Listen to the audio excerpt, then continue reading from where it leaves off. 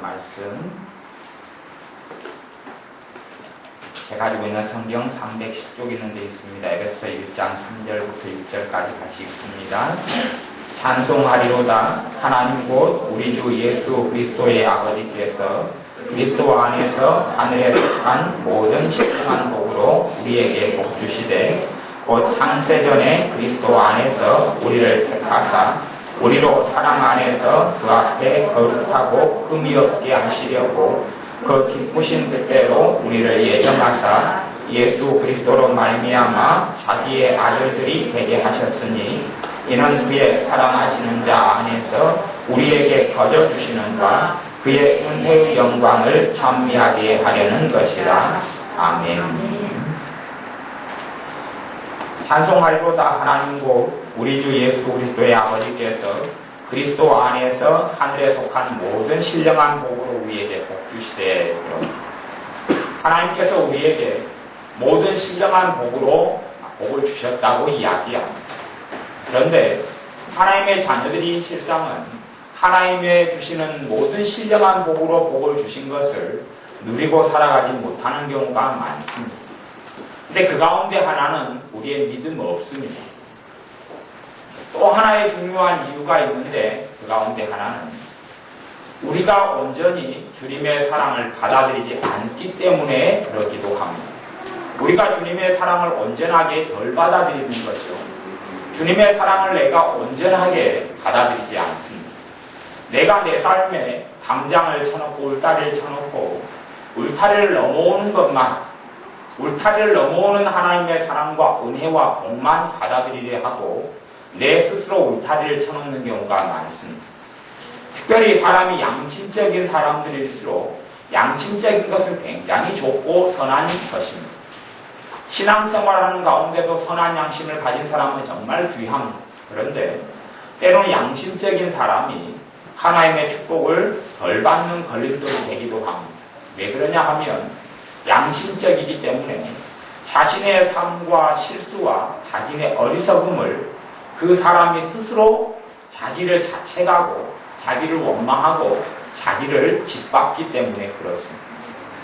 우리가 사실은 주님의 말씀은 그렇습니다. 너희가 땅에서 무엇이든지 묶으면 하늘에서도 묶이고 땅에서 풀면 하늘에서도 풀린다 말씀합니다. 내가 하나님의 축복이 왜 내게 오지 않을까? 하나님의 평강이 내게 왜 오지 않을까를 생각하지 마시고 에베소 1장 3절 말씀대로 하나님께서는 찬송을 우리에게서 받으셔야 하는데 그 이유는 예수님, 그리스도 예수님 안에서 하늘에 속한 모든 신령한 복으로 우리에게 복을 주셨다. 그렇게 과거로 이야기합니다.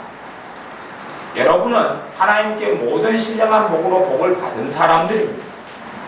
모든 복이 여러분 안에 임하여 있습니다. 왜 그렇게 제가 단정적으로 말씀을 드릴 수 있냐 하면 모든 복이 되시는 분이 주님이시고 또한 그분의 거룩하신 영이신 성령 하나님이 여러분의 모든 복이 되십니다. 그런데 그 주님이 여러분 안에 들어와 계시니 예수님을 구주로 믿는 사람들 안에 들어와 계시니 사실은 모든 복이 하늘에 있는 것이 아니라 여러분 속에 들어와 있는 것입니다. 어떤 면에서는 은사도 그렇습니다. 당연히 은사가 내 것인 은사는 없지만 은사도 사실은 은사의 주장자인 은사를 나누어 주시고 수여하시는 성령 하나님이 내 안에 임하여 계시기 때문에 내게 은사가 다 있는 게 아니라 이미 내 안에는 모든 은사가 들어와 있기도 합니다. 왜요? 주님이 들어와 계시기 때문에 그렇습니다. 멀리 하늘에서 어떤 복이 내리기보다 그 복이 여러분 안에 계신 그리스도에게서 발원하고 그 복이 흘러나옵니다. 주님께서 여러분을 저주하시려고 여러분 안에 여러분 삶 가운데 여러분의 영혼 속에 임하셨겠습니까? 아니면 축복하시려고 임하셨겠습니까? 갈라디아서 말씀에 의하면 주님께서 십자가에서 나를 위한 저주를 다 감당해 주셨다고 말씀합니다. 그런데 왜 하나님의 온전한 축복과 은혜를 우리가 못 누려야 합니까? 그 가운데 가장 중요한 이유는 내가 나를 축복하지 않기 때문에 그렇습니다. 여러분이 스스로 여러분을 한탄하고 여러분을 저주하고 여러분을 미워하고 싫어하고 그러기 때문에 그렇습니다. 주중에 기도회 때 두 번의 말씀을 자기 저주와 축복, 자기 축복과 저주에 대해서 말씀을 나누었는데 갑자기 다시 이 말씀을 전하라는 감동인 것 같아서 다시 준비한 말씀이 아니라 이 말씀으로 다시 돌아갑니다. 근데 우리의 삶 속에 내 자신이 나를 축복하지 않는 것이 굉장한 문제를 일으킵니다. 내가 묶어놔버리는 겁니다. 여러분은 하나님의 복을 받을 자격이 있는 사람들입니다. 왜냐하면 자격은 여러분이 만드는 것이 아니기 때문에 그렇습니다. 주님께서 여러분을 위하여 물을 쏟으셨고 여러분을 위하여 피를 쏟으셨고 여러분을 위하여 모든 걸 쏟으셨으며 주님께서 죽으실 때 하신 말씀이 다 이루었다고 말씀하셨습니다. 내가 영원한 삶을 살고 내가 주님의 은혜와 축복된 삶을 살기 위하여 주님께서 하셔야 될 일은 다 하신 겁니다. 주님께서 내가 살아가야 할 하나님 앞에서 누려야 될 삶을 위하여 하실 수 있는 것은 다 하셨습니다. 그리고 부활 승천하셔서 성령님을 또한 보내시고 성령님께서 우리 안에 임하셔서 우리의 복의 근원이 되어주시는 겁니다. 그런데 우리가 문제가 되는 것은 뭐냐 하면 내가 묻고 있는 것이 문제가 됩니다. 내가 스스로 하나님의 은혜를 거부하는 것이 문제가 됩니다. 내가 스스로 나를 질책하고 나를 원망하는 것이 문제가 됩니다. 제가 이 주에 가운데 몇 시간을 들여서 자꾸만 어떤 시험을 했습니다. 어떤 시도를 했냐면 제 머리끝부터 발끝까지 계속하여 축복 기도를 하는 시간들을 좀 보내었습니다. 예수님의 이름으로 머리끝부터 발끝까지 내가 축복합니다. 예수님의 이름으로 내 머리를 축복합니다. 예수님의 이름으로 내 눈을 축복합니다. 왜냐하면 주님께서 어린아이를 축복하시듯이 당연히 여러분을 축복하셨기 때문에 그렇고 또한 여러분을 축복하시기 때문에 그렇습니다. 어떠한 부모가 자기의 자식을 저주하는 경우가 있겠습니까? 주님께서 여러분을 위하여 십자가에 죽으신 주님께서 여러분을 축복하십니다. 제가 주일날 말씀을 마치고 함께 기도하는 시간을 좀 가질 때 되면 제가 하는 기도의 중심된 것은 하나입니다. 예수님의 이름으로 축복합니다 하고 계속 돌아다닙니다. 예수님의 이름으로 축복합니다 하고 돌아다닙니다. 왜냐하면 그것이 진실이고 사실이기 때문에 그렇습니다. 주님께서 여러분을 축복하십니다. 그래서 성경의 구약성경부터 신약성경에 이르기까지 계속하여 반복되는 말씀 중에 하나가 뭐냐 하면 하나님께서 아브라함에게 어느 날 말씀하십니다. 아브라함아, 내가 너를 축복하는 자를 내가 복주고 너를 저주하는 자를 저주하겠다. 하나님께서는 하나님의 자녀가 복받는 것을 원하십니다. 하나님의 자녀가 인간적으로 유격적으로 되는 것이 아니라 주님의 안에서 복을 받기를 원하십니다. 어느 날 또 아브라함의 자식 이삭이 자기 아들 야곱에게 축복합니다. 그때는 자기의 아들이 야곱이 아니라 에서인 줄 알았죠. 어찌됐든 자식을 축복합니다. 내 아들아, 하나님께서 너를 축복하는 자를 축복하고 너를 저주하는 자를 저주할 것이다. 이렇게 합니다. 또한 마찬가지입니다. 거룩한 성령님께서 하나님의 백성 이스라엘을 저주하려고 했던 발람 선지자에게 임하셔서 발람 선지자를 통하여 이스라엘 백성에게 예언합니다. 민수기에 예언하는 말씀을 보면 그렇게 예언합니다. 거룩하신 영이신 성령님께서 임하셔서 발람 선지자를 통하여서 이스라엘 백성아, 너희를 축복하는 자를 내가 복주고 너희를 저주하는 자를 내가 저주하겠다 말씀합니다. 사실은 저나 여러분이 하나님의 축복을 받기가 굉장히 어렵습니다. 왜 어렵냐 하면 걸림돌은 세상도 아니요, 협조해주지 않는 부모 형제도 아니요, 도와주지 않는 환경도 아니고 도와주지 않는 내 직장 상사도 아닙니다. 가장 큰 내 인생의 걸림돌은 나입니다. 나도 거듭난 나가 아니라 육적인 나, 죄된 나가 그렇습니다. 어떤 나가 가장 큰 걸림돌이 되냐 하면 분명히 신구약 성경에 신명기부터 시작해서 창세기부터 시작해서 누누이 주님께서 말씀합니다. 주님께서 우리를 누누이 축복하시며 말씀합니다. 그런데 가장 큰 걸림돌은 내가 되는 이유는 내가 나를 온전히 축복하지 않기 때문에 그렇습니다. 내가 나를 축복하지 않는다는 이야기는 축복을 안 하고 저주도 안 하면 제자리니 그건 빵점이죠. 얻는 것도 없고 잃는 것도 없습니다. 그나마 그래도 굉장히 다행인데 우리는 얻는 것은 없고 잃는 것은 너무도 많이 우리 자신을 스스로 자책하며 저주합니다. 내 자신을 저주한다는 것이 내가 나를 저주하느라 해서만 저주인 것은 아닙니다. 내가 나를 싫어하고 내가 나를 마음에 들어하지 않고 그렇죠. 어떤 사람은 어떨 때마다 저주하냐 하면 거울을 볼 때마다 저주하는 사람도 있습니다. 거울을 볼 때마다 거울에 비친 자기의 외모가 마음에 들지 아니하니 볼 때마다 자기의 외모를 저주하죠. 거울을 볼 때 코가 납작하면 거울을 볼 때마다 저주하는 것은 자기 코입니다. 저는 그것을 주중에 깨달았습니다. 저는 치아와 잇몸이 좀 안 좋습니다. 약하지요. 약해서 고생을 좀 많이 했습니다. 잇몸이 아주 붓고 염증이 생겨서 고생을 많이 했습니다. 제가 깨닫게 된 것은 내가 내 치아와 잇몸에 대하여 감사하지도 않고 또한 축복하지도 않았다는 겁니다. 왜냐하면 그 고생이 그렇습니다. 제가 이빨 중에서 하나가 가운데 이빨이 앞니 중에 하나가 의치인데 어릴 때 부러졌습니다. 앞니가 빠진 상태에서 10년을 넘게 살았습니다. 그런 입을 벌리지도 못하고 말도 못하고 입을 꾹 다물고 웃지도 않고 살았지요. 입을 벌리면 앞니가 하나 빠진 것을 보여야 되니까. 그래서 초등학교 4학년 때 그래서 고등학교 3학년 때인가 앞니를 해 넣었습니다. 그러니 그때까지 제가 치아에 대해서 얼마나 염려하고 걱정하며 근심하며 탄식하고 보냈겠습니까. 그러니 그 열매를 제가 많이 거두어 먹고 살았습니다. 심심하면 잇몸이 아프고 이가 애리고 고통을 많이 받았습니다. 그렇죠. 제가 그래서 주중에 대해서야 제 치아에게 그렇게 이야기했습니다. 참 안 좋은 이빨로 나를 먹여 살리라 고생 많이 했다. 이제는 내가 너를 축복한다. 참 좋지 않은 잇몸으로 너가 고생 많이 했다. 축복한다. 고맙다. 잘해줬다. 앞으로 더 잘하자. 파이팅이다. 그랬습니다. 여러분이 여러분의 삶에 대해서 육체에 대해서 축복하지 않으면 그 부분은 하나님의 축복이 임할 수 없기 때문에 문제를 일으킵니다. 문제를 일으키고 맙니다. 여러분의 오른쪽 다리가 안 좋아서 그에 대해서 볼 때마다 근심하고 낭망했다면 여러분은 사실은 여러분 오른쪽 다리를 저주하고 있는 겁니다.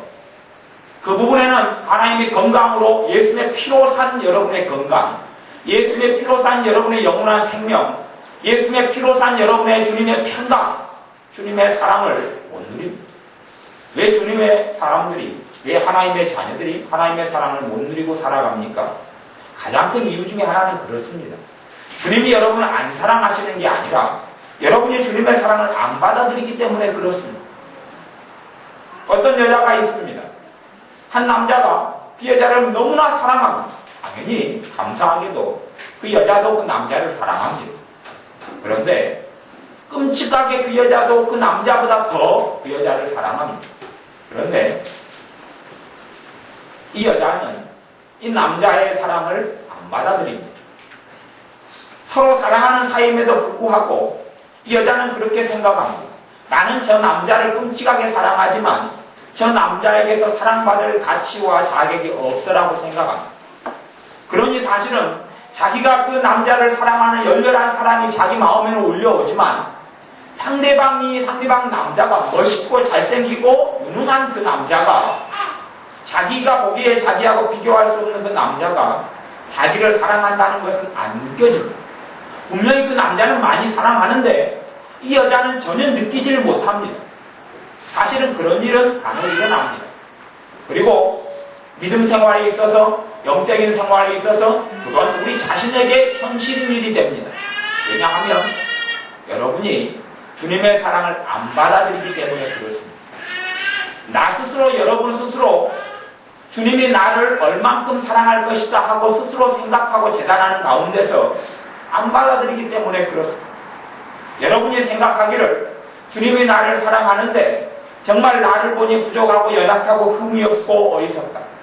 내가 주님을 위하여 한 일도 없고 주님을 위하여 드린 헌신도 없고 주님을 위하여 드린 희생도 없고 주님을 위하여 산 것도 없으니 주님께서 나를 사랑하셔도 5점 정도만 100점 만점이라면 5점 많지만 나를 사랑하실 것이다 라고 생각합니다. 그리고 주님의 사랑은 여러분이 느낍니다. 근데 5점 정도 느낍니다. 5점 정도 느끼니 이 5점이 뭡니까? 흔적도 없지요. 학교에서 여러분이 수학시험을 봐서 5점 맞았다 그러면 누가 웃습니다. 그게 점수냐? 찍어도 5점은 낮죠. 제가 발가락으로 찍어도 5점은 나올 겁니다. 왜냐하면 1번만 다 찍으면 한 20점은 나올 거기 때문에 그렇습니다. 근데 여러분이 그렇단 이야기, 우리가 그렇단 이야기, 주님이 나를 왜 여러분이 주님의 사랑을 10점밖에 못 느끼는 줄 아십니까? 여러분이 주님의 사랑을 그것밖에는 안 받아들이기 때문에 그렇습니다. 여러분 안에 들어오신 주님이, 여러분 안에 임하신 거룩한 영이신 하나님의 영이신 성령 하나님께서 여러분을 사랑은 안 하시겠습니까? 여러분을 축복을 안 하시겠습니까? 근데 왜 주님이 나를 사랑하는 게 내 심장 속에 사랑하는 그 심장의 사랑의 고동소리가 안 들립니까? 내가 그에 대해서 10점안치밖에는 안 받아들이기 때문에 그렇습니다. 단 10점 안치만 주님이 나를 사랑할 걸로 생각하기 때문에 그거밖에는 느껴지지 않습니다. 그러면서 우리는 주님의 사랑을 더 많이 구합니다. 주님 나를 더 많이 사랑해 주십시오. 주님의 사랑이 느껴지지 않습니다. 주님의 그 놀라운 사랑이 느껴지지 않습니다. 주님의 사랑이 80점이 느껴지게 해주시고 80점이 체험되게 해주십시오. 기도합니다. 그런데 문제는 주님이 아닙니다. 문제는 나지요. 그래서 너가 땅에서 묻고 땅에서 풀면 하늘에서 묶이고 하늘에서 풀리리라고 이야기합니다. 하늘 창고는 이미 열렸습니다. 이른 비와 늦은 비의 때를 기다리는 것이 아니라 하나님의 은혜의 이른 비와 늦은 비의 때가 지금입니다. 그러니 로마서 말씀에도 보나 지금은 은혜 받을 만한 때라고 말씀하는 겁니다. 지금이 하나님의 은혜의 때가 도래했다는 겁니다. 예수님 때문에 지금의 기쁨의 해, 해방의 해가 도래한 겁니다. 희년이 도래한 겁니다. 예전에 그랬습니다.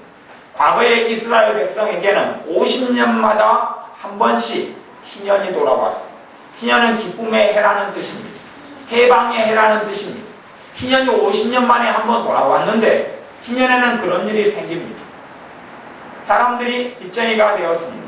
그리고 자기 고향도 등지고 땅도 팔고 집도 팔고 가족은 뿔뿔이 고아원으로 어떤 파출부로 아내는 파출부로 자기는 노숙자로 아이들은 고아원으로 다 흩어졌습니다. 부모님은 양로원으로 다 흩어졌습니다. 그리고 천덕꾸러기에 다 살다가 집도 재산도 다 잃었다가 50년째 돌아오는 희년이 돌아옵니다. 희년이 되어서 새해 1월 1일 새해가 밝았습니다. 그때에 무슨 일이 벌어지냐 하면 잃었던 가족이 다 돌아옵니다. 잃었던 자기 아내가 돌아오고 고아원에 있던 자식들이 돌아오고 먹고 살 것이 없었던 자기의 노숙자 인생에서 과거에 팔았던 집이 자기 집 소유로 등기전이 됩니다. 과거에 팔았던 그 논과 밭들이 자기 이름으로 다시 원주인인 자기를 찾아서 돌아오는 그것이 희년입니다. 하나님의 백성 과거의 이스라엘에게는 그런 희년이 있었습니다. 그런 희년이 50년마다 돌아왔습니다. 50년마다 돌아와서 그래서 사실은 50년마다 돌아오는 때가 되면 토지 거래가 안 되었습니다. 가령 내년이 희년이고 올해가 49년입니다. 내가 이제 내 집을 팔아서 빚을 갚으려 그러면 사람이 내 집을 안 사줍니다. 왜냐하면 야 내가 미쳤다고 네 집을 사주냐? 내년 되면 니한테 다시 갈 건데 나 못 사준다. 그럼 땅을 팔아서 가령 내가 빚이 2억이 있습니다. 내년 되면 빚 2억이 없어져 버린다는 이야기. 그러니 희년이 가까울 때가 되면 돈도 안 빌려줍니다. 야 내가 미쳤다고 돈을 빌려주냐? 내년 되면 그 돈이 다 없어질 텐데 다 돌아옵니다. 그러면 거지들은 어떻게 하느냐? 이스라엘에는 법이 있었습니다. 무슨 법이 있냐 그러면 한 가족이 먹고 살 땅은 영원히 자기 땅으로 등재가 돼 있습니다. 수백 년에 걸쳐서 수십 년에 걸쳐서 그 땅은 내 땅으로 돼 있습니다. 그러니 돌아올 땅이 없는 것이 아니라 무조건 돌아올 땅이 있습니다. 무조건 돌아올 내 땅이 있는 거예요. 하나님께서는 하나님의 백성에게 가나안 땅 적과 꿀이 흐르는 땅을 주실 때에 각 가정과 사람마다 땅을 주었어요. 법적으로 이 땅은 너희 것이다. 이 땅으로 너희 자자손손이 해먹고 살 수 있다. 그 땅을 주셨어요. 그러니 무조건 희년이 되면 거지란 없습니다. 다 자기 몫의 땅이 돌아옵니다. 내가 남의 땅을 수만 평을 사가지고 경작을 하더라도 사실은 그 사람 입장에서는 안 된 일이죠. 근데 그 사람은 사실은 각오하고 수만 평을 사는 겁니다. 50년이 되면 다 돌려줘야 된다. 그 전에 실컷 농사져가지고 이물을 봐서 돈이라도 잔뜩 쌓자. 그런 생각을 하고, 이제는, 이 농사를 짓는 것, 땅을 사는 거지. 50년째가 되어지면 원주인을 찾아서 다 갑니다. 여러분이 가난한 자고 여러분이 떠돌이고, 여러분이 노숙자의 신사를 하면, 희년이 되는 기쁨의 해방의 때에 모든 것이 다 돌아오게 됩니다. 지금은 자식들을 팔아서 무엇을 못하는 시대였지만, 과거 이스라엘 백성은 자식까지도 팔 수 있었습니다. 자식까지 팔아서 빚을 갚습니다. 내가 팔고 싶어서가 아니라 상대방이 빚쟁이가 돈이 없으면 내 자식을 데려가 버립니다. 자식 하나 이것이 300만 원이다 끌고 가버려서 내 자식을 데려가서 머슴으로 삼고 노예로 삼아버립니다. 내 자식이 거기서 노예가 되면 결혼해도 거기서 태어난 자식도 노예고 내 손주도 노예고 다 노예입니다. 다 노예로 삼아버립니다. 이 때문에 자식을 다 노예로 끌고 갑니다. 그런데 때가 되면 희년이 되면 자식이 돌아온다는 이야기. 노예에서 해방돼서 내 자식으로 돌아옵니다. 그런 해방의 해가 주님께서 이 땅에 오심을 통하여 해방의 해가 시작되었고 주님께서 재림하실 때까지 해방의 해가 계속 이어집니다. 축복의 해가 이어진다는 말입니다. 그러니 말씀의 여러 측면들이 있어서 제가 모든 측면을 한 말씀에 다 다루지는 못합니다만은 분명히 오늘 말씀에 미리 전하려던 말씀처럼 우리가 주님을 위하여서 고난도 받고 핍박도 받고 믿음을 끝까지 지켜야 되는 환난도 우리의 삶에 있습니다. 그러한 측면까지 다 한꺼번에 다루지 못하지만 성경에서 이야기하는 정말 중요한 관점과 측면 가운데 그 말씀 가운데 하나는 하나님께서 저와 여러분을 축복하고 계시다는 말씀입니다.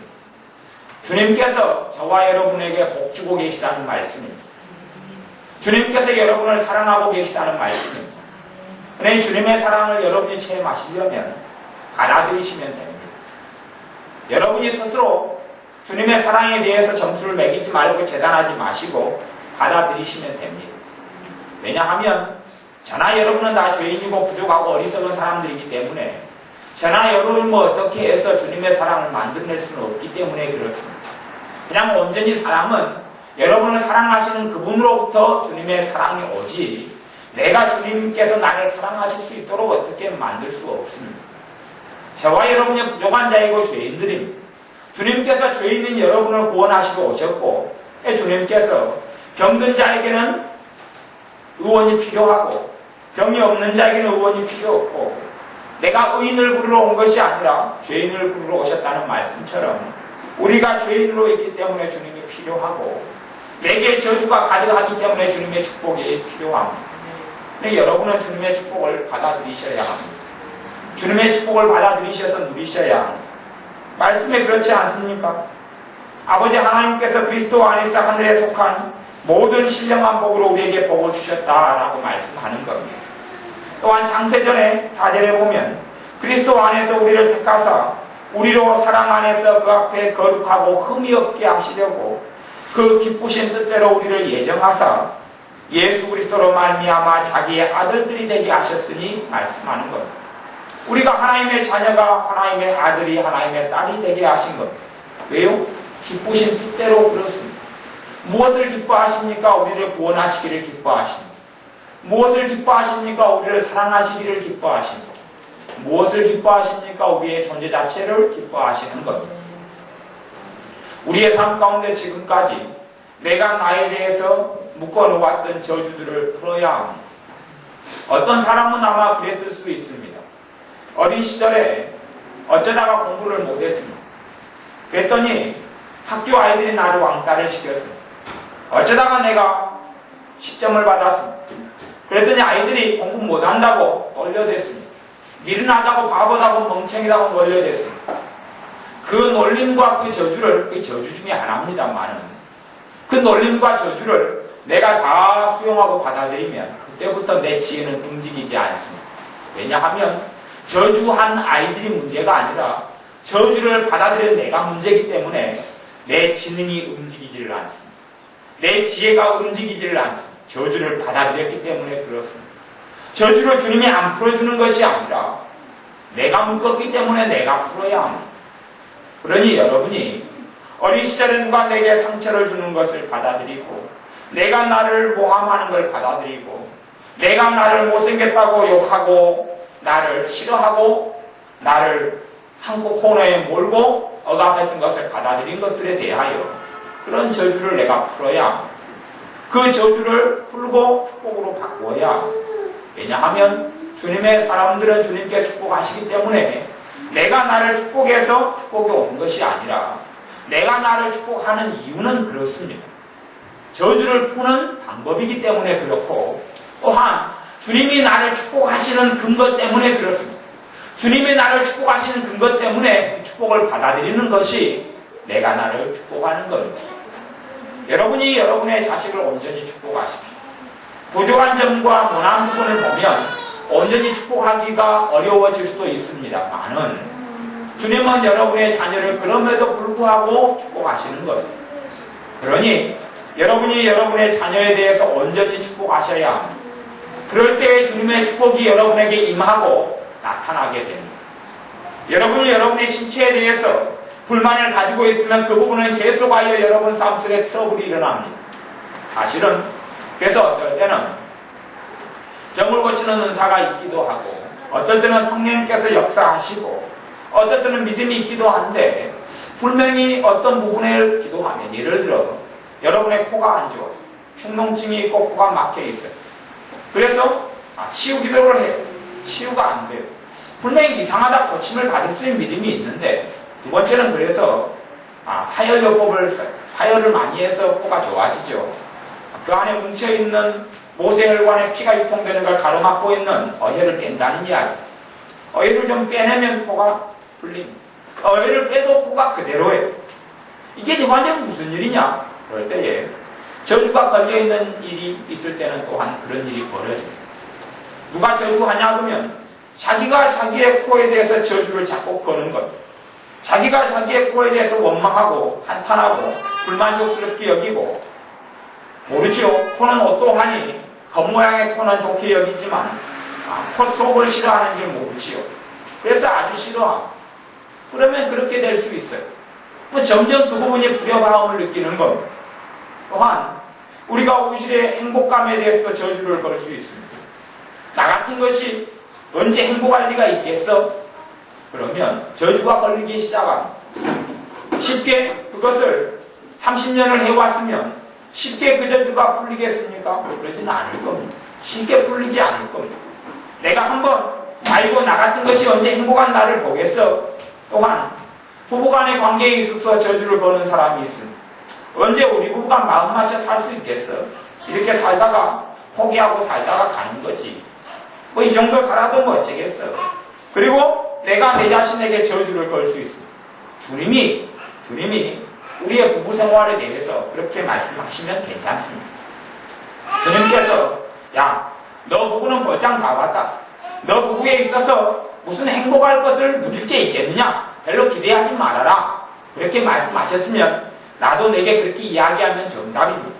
주님이 네 부부는 벌장 다 봤다. 나도 주님 맞습니다. 내 부부는 우리 부부는 벌장 다 봤습니다. 그러면 맞습니다. 그런데 주님께서 너의 부부는 벌장 다 보지 않았다. 너의 부부에는 소망이 있다. 너의 부부가 지금보다 나의 축복을 통하여 더 행복해질 것이다. 더 나의 기쁨을 너희 부부 속에서 누리게 될 것이다. 라고 주님께서 말씀하신다면 내가 주님께서 말씀하시는 그 축복을 온전히 받아들이지 않으면 내게 문제가 있는 겁니다. 거기에서 우리의 삶 속에 내가 묶어버리고 내가 풀지 못하는 것들이 많이 있게 됩니다. 여러분이 풀기로 작정하시고 주님의 말씀을 받아들이고 여러분을 축복하시며 여러분의 축복 자체가 내가 나를 축복합니다. 예수님의 이름으로 내가 나를 축복합니다. 거기에는 능력이 없습니다. 거기에 능력이 있다고 하는 이야기가 아닙니다. 능력은 주님이 여러분을 사랑하고 계시기 때문에 그렇습니다. 주님이 여러분을 축복하고 계시기 때문에 그걸 받아들이는 겁니다. 이미 축복의 파이프는 여러분에게 와 있습니다. 축복의 파이프가 그 생수의 강이 여러분 안까지 들어와 있습니다. 여러분이 여러분의 물꼬를 트는 것만 남았다는 이야기. 여러분이 하수도 매설공사, 상수도 매설공사를 해서 상수도 매설공사를 통해서 하나님의 축복의 강을 끌어들이라는 이야기가 아니라 그건 다 놓여 있습니다. 예수님의 여러분을 사랑하시고 죽으심 때문에, 예수님의 피 때문에, 예수님의 보혈 때문에 그 생수의 강의 파이프가 여러분까지 놓여 있습니다. 다 만들어졌습니다. 대신 문제는 여러분이 꼭지를 틀어막고 있는 거예요. 꼭지를 틀어막을 뿐만 아니라 꼭지에 아예 여러분이 때로는 용접을 해놓은 겁니다. 용접을 해놓은 거죠. 한 30년짜리 용접을 떼어놨으면 이게 어디가 답이 있겠습니까? 뜯어내야지요. 아니면 잘 정도 해놨으면 꼭지에다가 또 꼭지에 꽁꽁꽁꽁 철사줄로 둘러매놓은 겁니다. 철사줄을 풀어야지요. 가볍게 해놓은 사람은, 저는 어릴 때 잠자리를 잡을 때 되면 잠자리 채가 없어서 거미줄을 쳐서 잠자리를 잡았지요. 어른들은 다 그렇게 많이 살았습니다. 철사를 둥그렇게 말아서 거미줄로 이렇게 거미줄을 걷고 다니면 팽팽해집니다. 그러면 잠자리가 날개를 착 달라붙어서 파닥파닥하고 거미줄에 붙어서 꼼짝을 않습니다. 그러면 잠자리 서너마를 잡고 그러다 보면 거미줄 구멍이 빵 뚫어집니다. 그러면 또다시 거미줄을 또 찾아서 돌아다니다가 또 거미줄을 장만해서 잠자리를 잡으러 다닙니다. 잠자리 채보다 훨씬 재밌습니다. 그런데 거미줄로 여러분의 생수의 강이 흘러오는 그 수도꼭지를 똘똘 말아놨으면 너무 쉬울 거예요. 그냥 뜯을 필요도 없죠. 거미줄이 힘이 없기 때문에 그렇습니다. 여러분이 얼마나 단단히 틀어지고 있느냐, 단단히 얼마나 막아놨느냐에 따라서 그런 데는 달라질 겁니다. 조금씩 수도꼭지가 돌아간다면 주님의 생수의 강과 은혜는 여러분에게 들어오기 시작할 겁니다. 여러분이 그걸 받아들이시라는 이야기입니다. 하나님께서 우리와 화평하십니다. 예수님의 피로, 주님께서 자신의 피로 하나님 아버지와 나를 화평케 하셨습니다. 그러면 내 안에 화평이 있어야 됩니다. 내 안에 화평이라는 것은 평안을 이야기하고 하나님의 평안이 내 안에 있어야 합니다. 환경이 어쨌든지 간에 여러분 안에는 하나님의 평안이 있어야 합니다.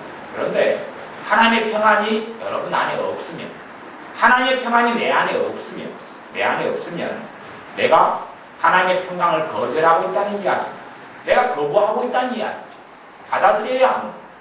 하나님의 은혜를 받아들여야 합니다. 아니, 제가 부족하지 않습니까? 여러분이 부족하지 않습니까? 여러분이 무능하지 않습니까? 여러분이 연약한 데가 얼마나 많습니까? 많이 연약하잖아요. 많은 부분에 연약함. 경제적으로 여러분이 연약하면 거기에 하나님의 축복의 물기를 받아들이십시오. 주님께서 그렇게 말씀하셨습니다. 주님께서 가난하게 되시면 너희로 부욕해 하려 하심이니라. 그 가난은 주님이 언제 영적으로 가난한 적이 어디 있었습니까? 주님이 가난한 것을 진짜로 가난하게 사셨다는 이야기. 주님은 한 벌 옷 가지고 사셨습니다. 그런데 그 이유가 있다. 하나님의 자녀로 하여금 부욕해 하려고. 영적 부요만을 이야기하는 게 아닙니다. 주님이 실제적으로 가난을 겪었기 때문에 어떤 사람에게는 부자가 되고 부욕해 되는 것이 그에게 저주가 되는 경우도 있지만 적당한 부요와 우리가 감당할 부요는 필요합니다. 그러니 주님께서 나를 위하여 가난케 되셨는데 우리가 부요함을 누려야 합니다. 최소한 우리가 빚쟁이가 되어져 살 수는 없지 않습니까? 그러니 하나님의 부요를 받아들여야 합니다. 주님께서 가난케 되심으로 내게 부요가 오는데 그 부요를 받아들여야 합니다. 그 부요의 샘물을 받아들여야 합니다. 제가 이 부요에 대해서 말씀을 나누는데 성령님께서 제게 역사하시는 것을 제가 느껴졌어요. 그러면 여러분 가운데서 주님의 부요를 경계 부분에 받아들여야 할 사람이 있다는 이야기입니다. 그 부분에 받아들이라고 성령님께서 제게 감동하시 역사하신 부분을 제가 느꼈어요. 그럼 여러분은 여러분의 경제 생활을 저주하지 않아야 하고 저주한 부분을 풀어야 합니다. 저주하면 무슨 일이 생깁니까? 구멍 뚫린 전대 돈주머니가 되어져서 돈이 셉니다. 돈이 세고 맙니다. 여러분이 주님의 축복을 여러분의 경제 생활에 받아들이십시오. 여러분의 감정 안에 절망과 낙담과 좌절만 있으면 여러분의 마음과 여러분의 감정과 여러분의 생각을 저주한 것을 회개하셔야 합니다. 회개하시면서 축복하셔야 합니다. 어떤 사람은 먹어도 행복을 못 느끼고 자식이 애교를 떨어도 행복을 못 느끼고 심지어 어떤 여자분은 그렇습니다. 나이가 47인데 그렇다 그래요. 결혼기념일이 되어져서 남편이 백송이 장미꽃을 들고 오고, 당연히 장미만 들고 오면 기분 나쁘죠. 현찰을 가지고 와야지요. 현찰을 안 가지고 오면 장미로 머리를 때리면서 그럴 겁니다. 이 인간아 돈으로 바꿔와라.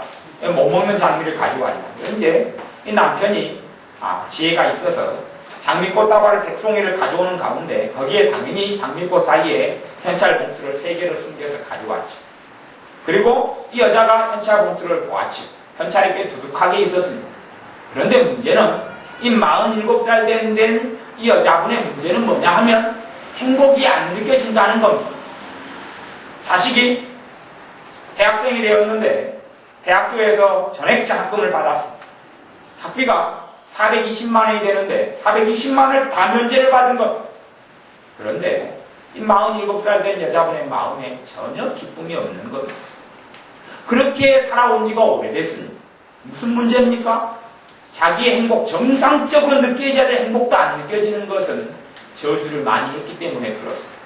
자기의 행복에 대해 저주를 많이 해버리면 정상적으로 맛있는 걸 먹으면 기쁘고, 또한 자식들이 애교를 떨면 기쁘고, 가정이 단란하게 모여서 식사 자리에 앉으면 기쁘고, 내 삶의 여유가 산책할 여유도 있으면 기쁘고, 등산할 여유라도 있으면 감사하고, 시간을 내어서 쪼개서 낚시라도 해서 고기를 잡든지 못나든 낚싯대를 들이운다는 것이 행복하고, 시간을 내어서 내가 책이라도 한 줄 읽을 수 있는 여유와 낭만이 내게 있다는 게 행복하고 느껴져야 하는데, 가을에 단풍잎이 떨어지면, 은행잎이 떨어지면 거기에서 가을의 정취를 느끼고 행복하고, 단풍이든 산을 보며 행복하고, 목욕탕에 들어가서 뜨거운 물에 몸을 지지면 시원하다 그러고 행복감이 느껴져야 하고, 그런데 범사에 짜증만 나고 행복이 안 느껴진다면 내 행복에 대하여 저주를 너무 해버린 겁니다. 주님께서는 주님의 백성들에게 구약성경부터 그렇게 말씀합니다. 너 이스라엘이여 너희는 행복자로다. 그럼 우리가 무슨 행복자입니까? 내가 내 자신에게 너무 저주를 많이 가득히 걸어서 주님의 행복이 내 안에 물밀듯이 들어오는 것을 내가 다 가로막고 있습니다. 온갖 쓰레기 더미로 주님의 생수의 강이 흘러오는 것을 가로막고 있는 것을, 그 쓰레기 더미에 똑같이 쌓아놓은 것들을 치워야 합니다. 이게 좋은 뜻이면 얼마나 좋습니까마는 좋지 않은 겁니다. 주님의 축복을 여러분이 만들어내지 마시고 주님께서 그의 죽으심으로 만들어낸 축복을 여러분이 받아들이셔야 합니다. 더 많이 받아들이셔야 합니다. 주님께서 나를 축복하심을 믿으셔야 합니다. 주님께서 여러분의 사랑하심을, 주님께서 나를 사랑하심을 믿으셔야 합니다. 그래야지 사랑이 느껴지는 겁니다. 사랑이 느껴져서 그분의 사랑을 믿는 게 아니라, 사랑을 믿는다는 것은 뭐냐면 받아들인다는 겁니다. 받아들여야 느껴지죠. 엄마가 자식 삼형제를 키우면서 삼형제를 다 사랑합니다. 물론 부모인지라 조금 더 공부 잘하는 자식은 조금 더 사랑하고, 못하는 자식은 사랑해도 나무 자식같이 여기게 하겠습니까? 사랑합니다. 사랑하는데 자식 3명 가운데 1명은 엄마의 사랑을 못 느낍니다. 사랑합니다. 사랑하니 밥을 해주지요. 사랑하니 빨래를 해주지요. 사랑하니 이놈아 공부 좀 열심히 해라 그래도 수업료를 챙겨주지요. 사랑하니 학교에서 급식비를 챙겨주는 거죠. 사랑하니 학용품을 사주는 거 아닙니까? 사랑하니 서로 용돈을 주지요. 뭐라고 잔소리를 해대도 잔소리 나오면 어떻게 하겠습니까? 부모인들의 잔소리가 없으면 못 살지요. 그러니 사랑하는 거지. 사랑하는 건데, 두 번째 아들이, 제가 둘째 아들 이야기를 합니다. 둘째 아들이 사랑을 못 느끼는 겁니다. 엄마의 사랑을 못 느끼는 겁니다. 어디가 문제가 있습니까? 엄마에게 문제가 있습니까? 둘째 아들에게 문제가 있습니까? 둘째 아들이 보기에는 전혀 자기 엄마가 자기를 안 사랑하는 거예요. 볼 때마다 안 사랑하는 거예요. 자기 큰형이 아파서 누워있을 때 엄마가 머리에 물수건 얹어준 걸 보니 둘째 아들이 그럽니다. 나는 한 번도 안 해주더만 형한테만 해주고. 근데 사실은 둘째 아들은 아파서 몸이 건강해서 쌩쌩해서 아픈 적이 없습니다. 그러니 그렇게 느끼는 거죠. 자기가 그렇게 느끼는 겁니다. 느끼는 거예요. 그러니 사실은 문제는 자식에게 있는 것처럼 문제는 여러분의 아버지 하나님께 있지 않습니다. 문제는 여러분의 주님에게 있지 않습니다. 문제 투성이가 나인 것을 봐야 합니다. 내가 하나님의 은혜가 내게 들어오는 것을 가로막고 있는 거지. 하나님이 누구를 곤란해서 니한테는 복을 안 주겠다. 네한테는 내 은혜를 안 주겠다는 것이 아닙니다. 어떻게 이 둘째 아들이 엄마의 사랑을 느끼겠습니까? 방법이 뭡니까, 대관님? 엄마가 아마 자기 심장을 하나 떼어서 줘도 못 느낄지 모르겠습니다. 못 느낍니다. 느끼지 않습니다. 느끼지 않고 갈수록 이상한 것만 쳐다봐서 원망만 쌓아갈 수 있습니다. 당연히 둘째 아들은 원망만 쌓아갖고 고등학생이 되어져서 가출하기 시작했습니다. 우리 집을 나갔죠. 집을 나갔습니다. 그리고 30살 중반까지 집을 헤매고 돌아다녔어요. 밖을 헤매고 돌아다니고 그리고 다니면서 마약을 하고 그리고 돈을 벌어먹고 살려고 이 남자가 했던 것이 인신매매. 여자를 팔아서 넘기고 사고 그리고 잡혔습니다. 감옥의 사형수가 됐습니다. 마약 중독에 찌든 것 사람을 살인까지 한 사형수가 됩니다. 그때에 연락돼서 엄마가 찾아오고 울고 통고 갑니다. 엄마가 계속 와서 울고 통고 갑니다. 그리고 그때야 죽기 전에야 이 아들이 35살 아들은 느낍니다. 자기가 없었다는 걸 느낍니다. 때는 지나고 늦었고 후회가 되지만 엄마의 사랑이 진짜 사랑이라는 것을 느낍니다. 자기가 착각했다는 것을 압니다. 그때야 깨닫습니다. 철부지적의 것입니다. 사실은 제가 여러분이 지금 언어에 대해서 이성을 가지고 있고 지혜가 있는 여러분을 이야기하는 것이 아닙니다. 사실은 여러분이 주님을 믿기 전부터 자기를 저주하는 것이 시작되어 왔습니다. 하나님의 축복을 받아들이지 않는 훈련은 내가 어릴 때 믿었건 어릴 때 믿지 않았건 거기서 시작됐습니다. 제가 이야기하는 것은 지금 예수님을 잘 믿고 있는 지금을 이야기하는 게 아닙니다. 이미 떡꼭지가 틀어막혀버렸고 용접이 되었고 철사로 묶여버렸다는 이야기입니다. 언제요? 어린 시절에. 그때에 7살 때에 14살 때에 18살 때에 그때에 묶였다는 이야기입니다. 그것을 여러분이 푸셔야 합니다. 어릴 때부터 여러분을 저주해왔고 탄식해왔고 자기 자신에 대해 서러워해왔고 한 번쯤 이제는 한풍이 떨어질 때가 되면 건너방에 건너가서 자기의 심티한 판을 해마다 철마다 한 번씩 하면서 우는 연례 행사도 이제는 그게 저주의 일환인데 그런 연례 행사도 이제는 그쳐야 합니다. 자기를 향해서 보면서 울면서 그 카타르시스를 해소하는 이상한 여자들이 있습니다. 해소 끝내야 합니다. 그런 게 취하지 않아요. 내가 작년에 서러움을 당했고 시작년에 서러움을 당했는데 어찌 살고 그런 카타르시스를 느끼지 마십시오. 정리하셔야 합니다. 그리고 자신에 대해서 축복하고 주님의 축복을 받아들이셔야 합니다. 그래서 여러분의 삶 속에 주님이 정말 나를 사랑하시는 걸 느끼셔서 체험하셔야 합니다. 주님이 정말 나를 축복하시는 거예요. 나를 이렇게 복된 인생으로 이끌기 위하여 주님이 나를 위해 죽으셨고 나를 구원하셨고 나를 하나님의 자녀 삼으셨구나 느끼고 체험하시는 여러분이 되시길 바랍니다. 기도하겠습니다. 아버지 하나님, 우리는 주님의 사랑이 어디 있느냐 하지만 주님의 사랑의 십자가가 섰으며 주님의 영원하신 피가 땅에 떨어졌을 우리가 아오니 주님께서 우리를 사랑하심을 믿음으로 받아들입니다. 이제는 주님의 사랑을 찾는 사람이 아니라 주님의 사랑을 받아들이고 믿는 자녀들이 되게 하여 주옵소서. 주님의 축복을 구하는 사람이 아니라 축복하신 주님의 축복을 이미 신령한 복이 우리에게 임하여 있는 그 복을 받아들이는 우리가 되게 하여 주옵소서. 그래야 때로는 20년, 때로는 30년, 때로는 50년 동안 어린 시절부터 내가 나를 원망하고 자책하며 저주하며 낭망하며 이렇게 살아온 것들에 대하여 이제는 회개할 것은 회개하며 더러운 건 씻고 먼지는 털어내고 묻은 똥은 털어내고 씻어내며 그리고 주님의 축복을 온전히 받아들이는 우리가 되게 하여 주옵소서. 예수님의 이름으로 머리끝부터 발끝까지 나를 축복합니다. 예수님의 이름으로 내 건강을 축복합니다. 예수님의 이름으로 내 지능을 축복합니다. 예수님의 이름으로 내 지혜를 축복합니다.